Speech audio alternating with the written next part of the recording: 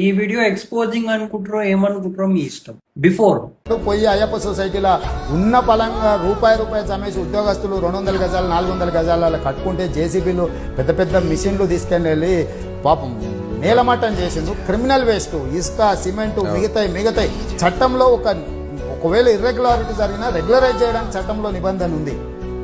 వాళ్ళేం దోపిడీ చేయలే, లేకపోతే వాళ్ళేం దేశద్రోహం చేయలే.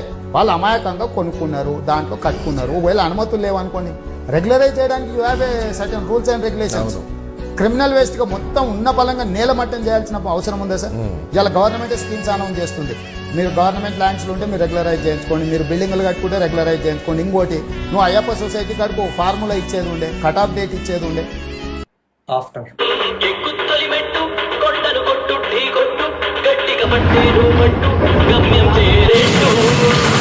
ఇప్పుడు గుర్తు రాలేదు. రెగ్యులరైజ్ చెయ్యొచ్చు, పేద ప్రజలు కష్టపడి ఇల్లు కట్టుకోవడానికి అన్యాయం చేయకుండా ఉండొచ్చు. ఇదంతా ఏమనిపిస్తుంది కదా, సింపుల్ గా 2 పార్టీల మధ్యలో అయ్యే పర్సనల్ గ్రడ్జికి పబ్లిక్ బలవుతారు. Simple as that.